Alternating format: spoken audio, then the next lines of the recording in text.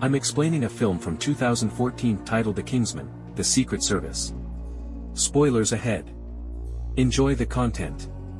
In 1997, a helicopter lands at a Middle Eastern compound. Men, including Harry Hart/Galahad, capture a leader thought to be a terrorist. Harry interrogates him, but the terrorist reveals a grenade pin in his mouth. In an act of bravery, Lee, one of the other men, gives his life by bravely jumping upon the terrorist to protect the others from the approaching bomb. After this terrible event, Merlin and Lancelot, the group's surviving members, take off their disguises. Lancelot is cordially welcomed to the Kingsman group by Harry. Following this, Harry goes to see Michelle, Lee's wife, to let her know that her husband has passed away. He also gives her an honor medal with a phone number on the reverse in case she needs help in the future. He tells her to identify herself in the event that she needs assistance by saying, "Oxford's not brogues," among other particular phrases. Michelle declines the medal, prompting Harry to approach Lee's son, Gary, Eggsy, and pass the medal on to him. In Argentina, after 17 years, Professor James Arnold finds himself held captive by a gang of criminals. A knock on the door alerts the thugs, who are met by Lancelot. Following the altercation, Lancelot vanquishes the goons and even has a drink afterwards. But just as Lancelot is about to answer the door due to a second knock, he is assaulted by Gazelle, a lady who works for millionaire Richmond Valentine and has razor-sharp prosthetic legs. Gazelle and Valentine work together to free Arnold and take him with them. Harry meets Merlin and Arthur, the commander of the Kingsmen, at a tailor shop in London that doubles as a cover for their headquarters. They offer their condolences for Lancelot's loss and reveal links between his passing and earlier events in Uganda and Chechnya. Meanwhile, we find Eggsy, now in his early 20s, residing with his mother, her new husband Dean, and Eggsy's infant sister in a rundown apartment, struggling with financial instability. Eggsy goes to a pub with friends, only to encounter Dean's group of henchmen. Before Eggsy admits to his companions that he took the henchmen's vehicle keys, the henchmen scare them. They had a joyride in the automobile before they run into the cops. Eggsy makes the audacious decision to reverse the automobile through the streets until it runs into another car.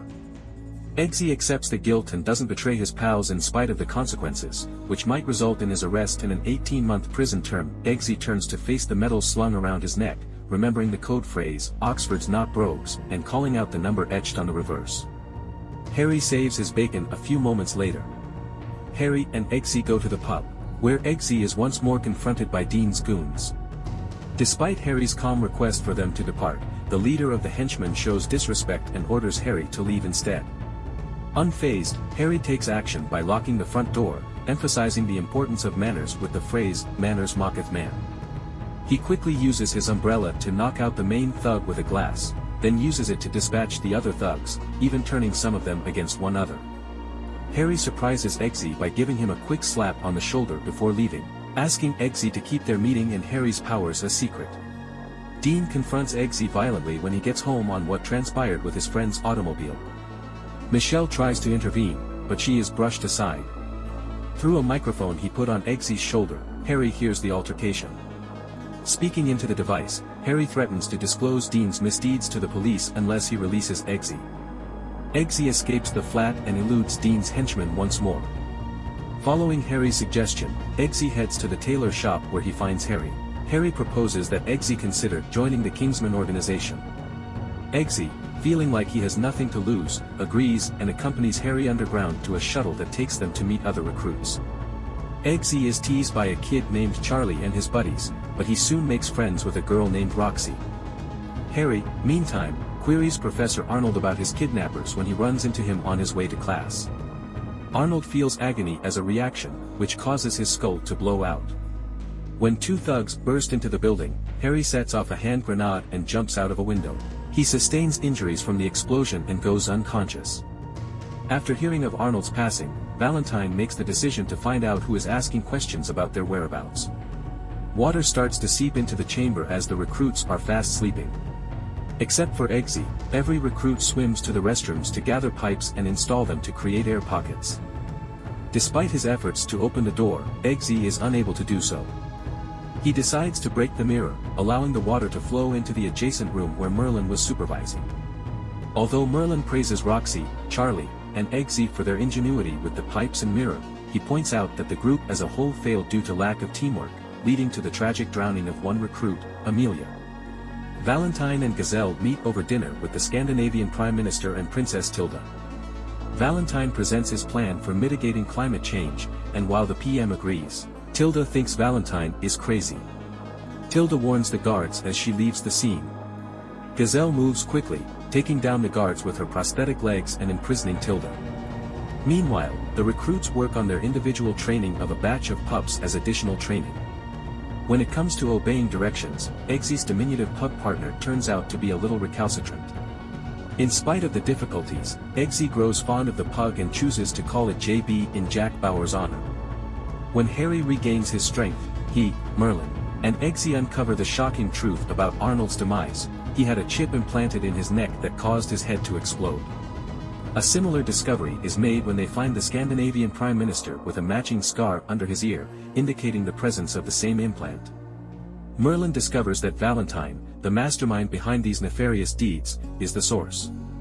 As he shows a video of Valentine's scheme to give out free SIM cards all across the world, Eggsy is amazed by Valentine's guile. There are also questions raised about Valentine's potential connection to the strange disappearances of a number of famous people and international leaders, including Iggy Azalea. In an attempt to learn more about Valentine's evil plans, Harry takes on a false identity and breaks into Valentine's mansion. Harry and Eggsy become friends during a casual McDonald's lunch because they both enjoy James Bond films. Despite their efforts, Harry gains limited insights during his investigation, only noticing one of Valentine's associates carrying literature from a controversial church group based in Kentucky. The group consists of Eggsy, Roxy, Charlie, and 3 of Charlie's pals for their next task, which involves parachuting from a plane onto a target. If any of them does not have a parachute, Merlin tells them to devise a strategy. One recruit, in the midst of the turmoil, opens their chute too soon. Before anyone's parachutes open, Eggsy calls everyone to join hands. With the exception of Charlie, Merlin releases everyone else, leaving just Roxy and him as Roxy opens her chute at 300 feet. Eggsy meets up with Harry again in the tailor's shop, and Harry leads him into a room full of weapons, including a pen that holds poison, a hand grenade that looks like a lighter, and shoes that have a poison blade attached to them.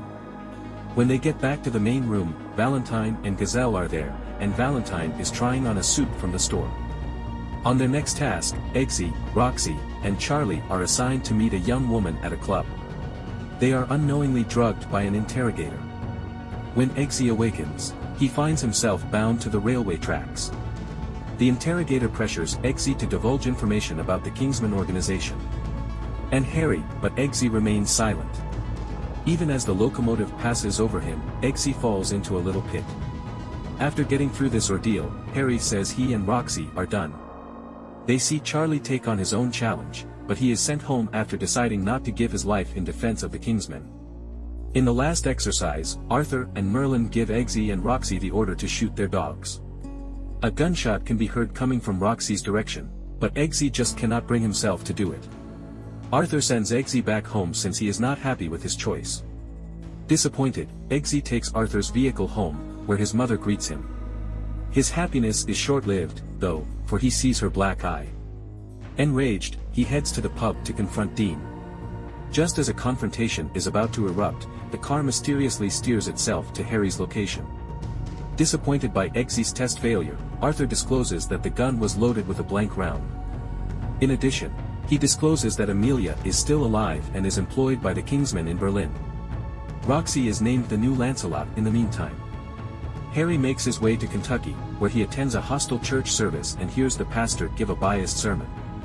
Valentine and Gazelle set off a signal from a distance as Harry is ready to depart, sending the individuals in the church who have Valentine's SIM cards into a furious rage. Harry is forced to defend himself against individuals who attempt to harm him by shooting, stabbing, bludgeoning, impaling, and using explosives until he is the only one remaining in the chaotic scene. Merlin and Arthur observe from their respective locations outside. Harry encounters Valentine and Gazelle waiting for him. Valentine explains that the signal emitted by the SIM cards triggers aggression and suppresses inhibitions. He then retrieves a gun and fatally shoots Harry in the head, causing Eggsy to scream in horror while Valentine himself is shocked by having taken a life. To see Arthur, Eggsy goes back to the tailor shop. He plays Harry's taped version of Valentine's confession and offers a drink to Harry. In the process, Eggsy discovers an implant scar under Arthur's ear. Valentine's suggestion of a mass extermination convinced Arthur that eliminating humans would be advantageous because they were a threat to the environment. Arthur has thus been making an effort to get international leaders to support Valentine's scheme. Arthur and Eggsy grab a drink and raise a toast to Harry's memory. Using his pen, Arthur tries to poison Eggsy's drink, but he accidentally swallows the poison and perishes. Eggsy switches the drinks earlier by distracting Arthur with a question about the paintings, leading to Arthur's demise. Eggsy informs Merlin and Roxy about Arthur's plan and they set out to thwart Valentine's scheme. During a celebration for Valentine's accomplices, Merlin and Eggsy get inside Valentine's headquarters while Roxy soars through the skies with two massive balloons to launch a missile against one of Valentine's satellites. Eggsy uses Arthur's invitation to enter while posing as him. Before one of the balloons bursts, Roxy successfully fires the rocket, allowing her to safely drop using a parachute. Finding the Scandinavian princess Tilda, Eggsy offers her a kiss in return for rescuing the planet. Eggsy takes control of Valentine and gains access to his computer after successfully averting the catastrophe. When Charlie shows there, he threatens Eggsy with a knife. In response, Eggsy uses the electric ring on his finger to shock Charlie. Eggsy then rushes back to the plane, dodging and shooting through Valentine's henchmen. Meanwhile, the missile hits Valentine's satellite, delaying the signal from activating. But Valentine uses a biometric scanner that Merlin is unable to evade to take control of another satellite closer. When the signal goes out globally, individuals start acting violently in Rio de Janeiro, New York, and London. After Roxy gave Michelle the order to lock herself inside at Eggsy's request, Michelle is seen trying to break into the bathroom and hurt her kid. After trying to go back and foil Valentine's intentions, Eggsy finds himself trapped by one of Valentine's shooters. When Merlin triggers the implants, the gunman's and global leaders' skulls burst like fireworks. Eggsy confronts Valentine and Gazelle, briefly diverting Valentine's attention by shooting at them and removing Valentine's hand from the scanner, stopping the signal. Gazelle then bursts through the glass and attempts to attack Eggsy. The two engage in a fight, culminating in a dramatic clash. When Gazelle tries to hit Eggsy with her bladed legs, Eggsy thwarts her attack by poisoning her with the blade in his shoe. Subsequently, he takes off one of her legs and hurls it towards Valentine, impaling him and permanently turning off all signals. Eggsy is praised by Merlin and Roxy for rescuing the planet. After grabbing 2 glasses and a bottle of champagne, Eggsy leaves for Tilda's house. He switches off his surveillance monitor, saying he's going to get a drink with her. After the credits roll, the action moves to Michelle and Dean in the bar. When Eggsy shows up in a fancy outfit, he tells Michelle about his new job and its perks, like moving them away from Dean. Dean and his gang try to intimidate Eggsy again. Eggsy locks the door, quotes Harry's "Manners mocketh man," throws a glass at Dean with the umbrella hook, and challenges them to fight, echoing Harry's words. Thanks for watching the recap. If you enjoyed it, please like, share, comment, and subscribe. Your support means a lot. Hope to see you next time.